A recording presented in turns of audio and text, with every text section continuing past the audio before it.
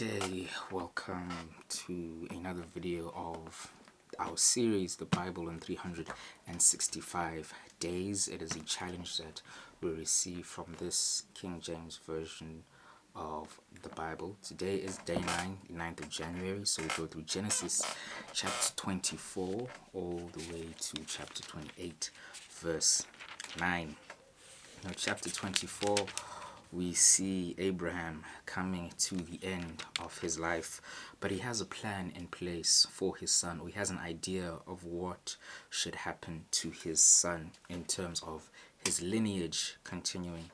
So he finds one of his servants, and he asks his servants to swear to him that he will go out and not find a wife in the land of the Canaanites where they are, but he will go out back to where Abraham is from and find a wife for his son Isaac.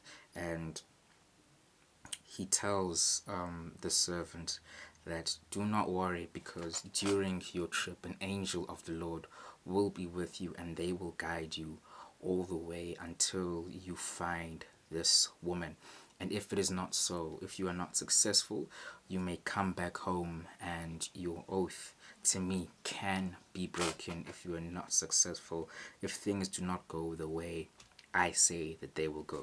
And this servant, he swears to Abraham that he will do as Abraham has asked of him, and he gathers some of the belongings that Abraham has given to him, some of the riches, some of his camels, and a few people to go with him, and they travel out on this journey, and truly they are guided by the angel of the Lord until they reach the land in which Abraham comes from. And once they're there, they stop near a well, and the servant starts to pray to God, and he prays and he asks the Lord to provide this woman who, once she reaches this well, he will approach her and ask to drink from the pitcher of water. And once she agrees, she will then offer to draw water for his camels. And soon as he had done or finished with his prayer to the Lord, Rebecca, who is a relative to Abraham because it is his brother's daughter, she comes up to the well, and the servant approaches her, and he has this request to drink from a pitcher, which she offers. And as he is drinking, she offers to draw water for the camels as well. And just like that, we see the servant's prayer being answered immediately, because what is happening was also Abraham's desire, and it was also God's plan for everything that Abraham had asked for to happen, so that the lineage may continue, so that the nation may grow through this way, because Isaac was not married. And in order for Isaac to continue the lineage of Abraham, he had to get married, but he had to be married to the right person who was a believer in God, which the Canaanite women were not, and the relatives of Abraham were. And once this had happened, the servant gave a few gifts to Rebecca, such as a necklace and earrings, and actually a bracelet and earrings. And then he asked to go to her home so that he may speak to her relatives, her father, and she does so. But her brother comes out first and offers the servant a place to stay, and they offer him food, they offer a place for the camels, feed the camels. But before the servant can eat, he has to tell the relatives that about everything that he had witnessed with Rebecca at the well, and the reason why he actually came to this land is to find a wife for his master's son, who is Isaac. And the family listened to him tentatively, and the father and brother agree that they cannot step in and stop the plans that God has been making. So they will move out the way and allow their daughter to travel out with the servant to go and finally be with Isaac. But the mother and the sisters of Rebecca were hesitant, and they asked the servant, can we at least have a few more days with her just to see if she actually wants to leave? And he says, please do not stop me from continuing with what I've been asked to do, because this is above me. So please do not waste the time that we have. And then they have one last request to actually speak with their sister and daughter. And Rebecca says she actually wants to go out and be with Isaac. And she leaves with the servant. And they travel and they finally do meet Isaac. And in Rebecca's first meeting with Isaac, she just sees a man standing in a field. And the servant tells her that that is my master's son, that is Isaac, that is my new master. And she gets off the camel, puts a veil over her head, and she meets Isaac, and she's welcomed into Isaac's home, and they do get married. And now, over time, Abraham does succumb to his old age, and he passes away. But before he passed away, he did get married a second time to a woman called Keturah, and they also had a lot of sons. But those sons did not inherit what Isaac was going to inherit, but they were given gifts by Abraham, and they were moved to different lands so that they could not interfere with the plans that God had for Isaac. So Abraham did have a lot of sons, like the song says, Father Abraham had many sons. And once the sons had all left, Abraham died at the age of 175 years old, and he was buried by his two elder sons, Ishmael and Isaac. So Ishmael still played a role within the life of Isaac because he is the older brother, and he still has love for his younger brother, even though he does not receive the blessings or receive what Abraham had left behind. It goes straight to Isaac, but he understood his role and his place within this life. And Ishmael himself ended up having a lot of children who became these great princes, as we see from the Bible.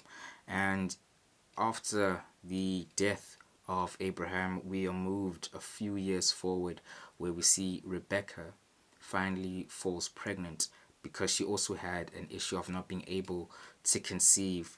But finally she prayed unto the Lord, and the Lord allowed her to conceive. And she did feel some complications within her pregnancy, and she spoke to the Lord again and asked, what is happening within me? And the Lord responded to Rebecca and told her that inside you, you have twins. And these twins represent two nations that are growing with inside you. And they are going to have their differences, but the older one will become a servant to the younger one. And Rebecca finally gave birth to these twins. The first one, who was older, came out red and had hair, and they named him Esau. And the younger, who came out holding the ankle of the one who came out first, they named him Jacob.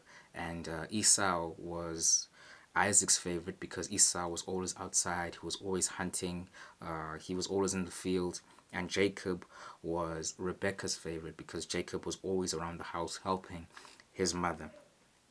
And over time, as they grew older, because Esau was always out in the field, he was always out hunting, there's a day where he came back home. He wasn't a cook, Jacob was the cook. He came back home, he was hungry, he hadn't eaten in quite some time, he was famished, and he's found Jacob cooking some soup or some stew, and he asked Jacob to feed him. And Jacob said, give me your birthright and I will feed you.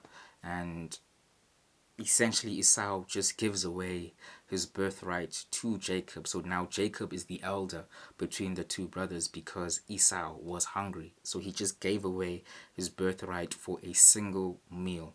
So it kind of shows you the mentality that Esau has, that he's willing to just give stuff away just for the pleasure of the moment. He gives away something that would sustain him throughout his whole future just for something he wanted within the present moment. And that's not the type of life or the type of mentality that we should have as people.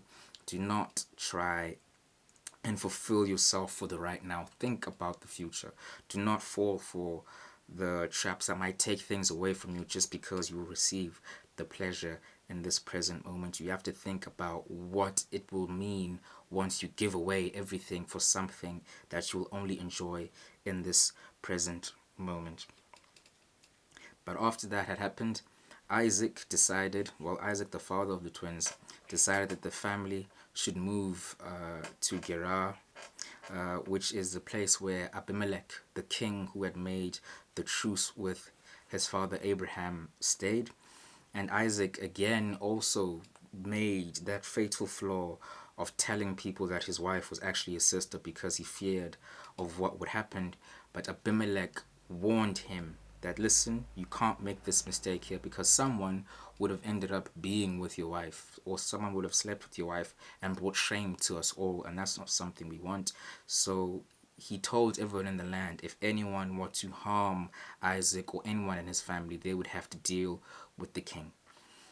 So that was fortunate for Isaac. So he ended up staying within Gerar, and he and his people were successful there because they were herdmen, and they were in this land where they found a lot of wells, they found a lot of growth, their cattle got bigger, the cattle in terms of number grew, so they became this wealthy nation.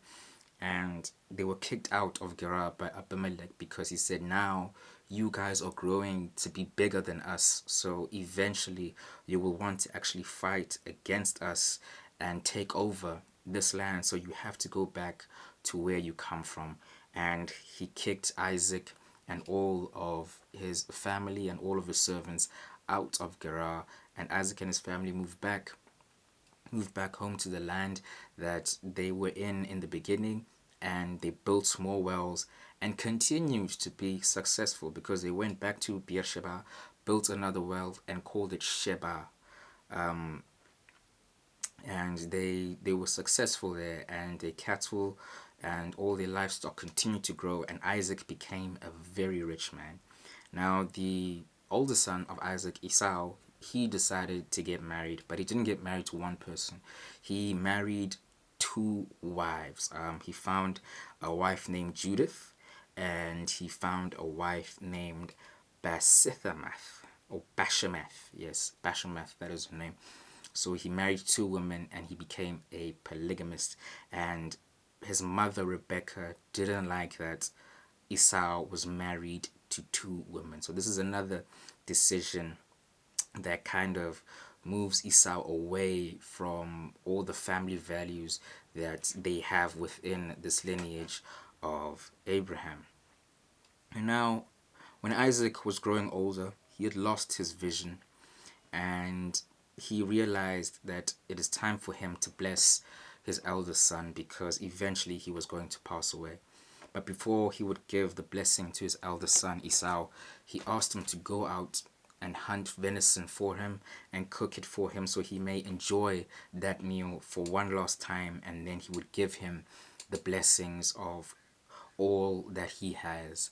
And his wife Rebecca, the mother of Jacob and of Jacob and Esau, she heard this conversation between the two, and she went and found Jacob and told him, listen, your father plans to bless your brother and give him everything, but I want you to have everything, because remember, she remembers the day when she was pregnant that God said unto her that the younger shall serve the elder. So this is her plan to try and fulfill what God had told her. So she says, listen, I want you to go and find goats, some baby goats, bring them to me, and I will prepare this meal for your father, and you will bring it to him. But Jacob is very skeptical because he knows he doesn't sound like his brother, and he doesn't look like his brother. He's not as hairy as his brother, and he tells his mother, listen, my dad will feel my arms, he'll feel my neck, and he'll know that it's me, Jacob, not Esau, that is speaking. But his mother says, just do all that I tell you, and everything will be fine. So she brings the goats to his mother, and his mother prepares the food, and she takes the skin of the goats and places them on the arms and around the neck of Jacob, and then she gives Jacob one of Esau's raiments, a piece of clothing that he may wear, and he takes the food to his father Isaac. And once he is there, he tells Isaac that, Father, it's me, your firstborn. I've come back quickly with what you had requested. And Isaac is skeptical. How could you come back from a hunt so quickly and prepare the food so quickly? And Jacob lies and said, it is because the Lord had given this to me, had brought it to me because he knows how significant this is. But the father says, I need you to come closer because I hear the voice of Jacob. But then when he felt him, he says, but I do feel the hands of Esau. And he smelts the clothing, and he says, this is the smell of Esau because he smells like outside. That's basically what he says. The son smells like he was outside all day. That's how he knows that, okay, this is Esau that is talking to me. So Isaac blesses Jacob thinking that he is Esau, and he gives him the authority to rule over everyone in the manner that he was ruling over his household and his servants. And he gives his household to Jacob, and all of those who come after him, even his brethren, they will serve Jacob. So now it comes to fruition what God had told Rebekah earlier on in her pregnancy, that the younger shall rule over the elder. And this is what is happening right now.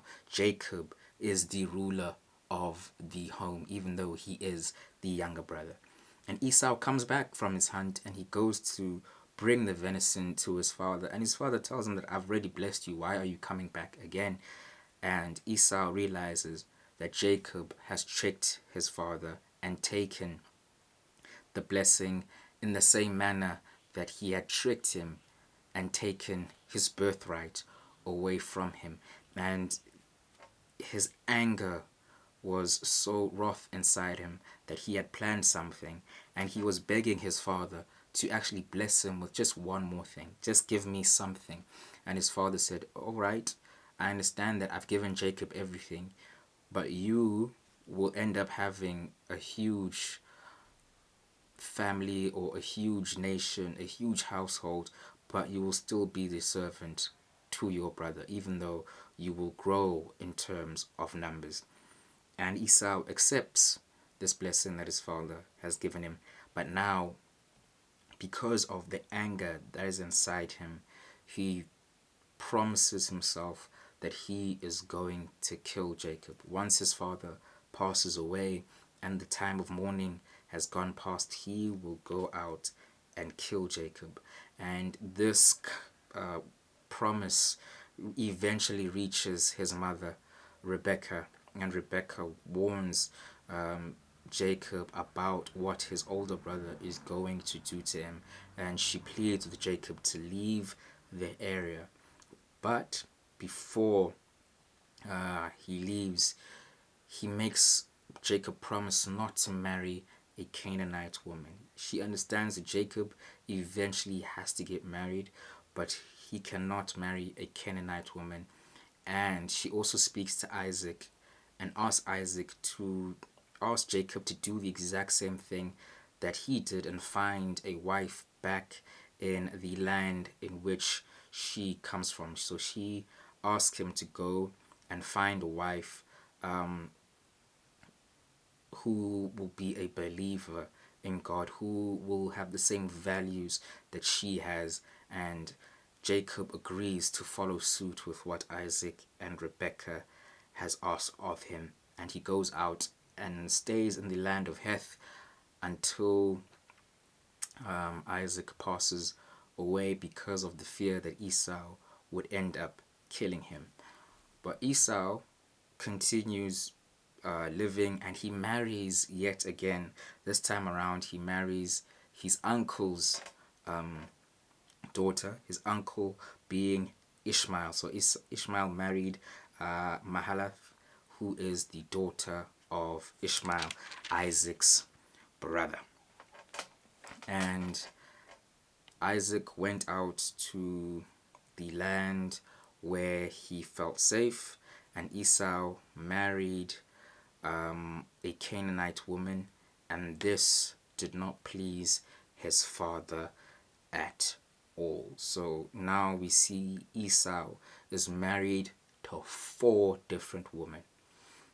Even though it does not please his father has to remember, or even though he didn't remember this, but his father is the reason why Esau ended up marrying so many different women, because his father did say that you will have this huge household and you will grow in numbers, and Esau was just following suit with what his father had said unto him.